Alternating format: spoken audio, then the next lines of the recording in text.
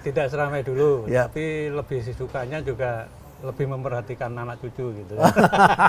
Baik, pasti banyak cerita. Bagus. Jadi hampir setiap hari kita membaca berita ada pemberantasan korupsi, ada orang-orang koruptor ini ditangkap terus-menerus tiada henti. Tapi kan zamannya beda, Pak Agus. KPK sekarang itu sudah di bawah presiden, begitu ya. Dan yang mengangkatnya pun presiden yang terdahulu. Masyarakat sekarang ngomong tentang kereta cepat, itu ada aspek korupsinya. Kan kereta cepat pada waktu zaman Bapak mulai dibangunnya itu ya, mulai zamannya Pak Jokowi 2016. Tentu sudah mulai ramai juga sedikit-sedikit ya. Ada pertikaian di antara para pejabat, menterinya saling bertentangan.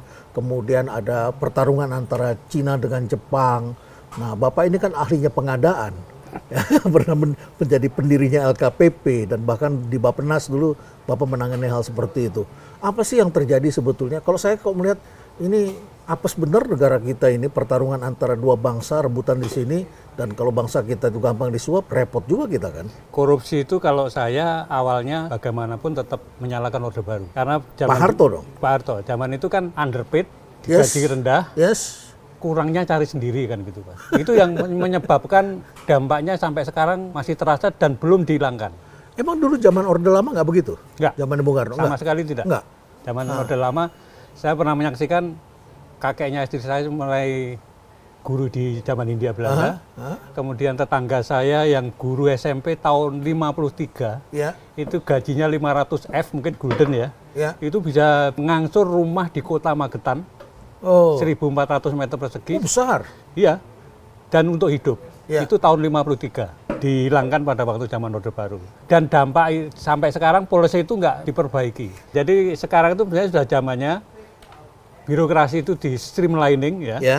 dikecilkan, gajinya dicukupin. Ya. Bahkan sampai rencana pensiun pun gajinya seperti apa harus dipikirkan. Karena banyak pembesar-pembesar yang nyari dana untuk nanti persiapan pensiun gitu.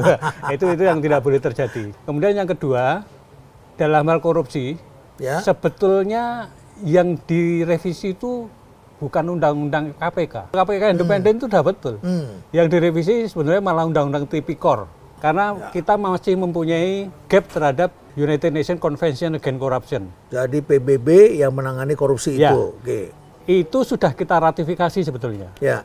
Menjadi Undang-Undang Nomor 7 tahun 2006. Oke. Namanya Pak SBY. Tapi setelah ratifikasi nggak dilakukan perubahan penyempurnaan terhadap Undang-Undang Tipikor kita.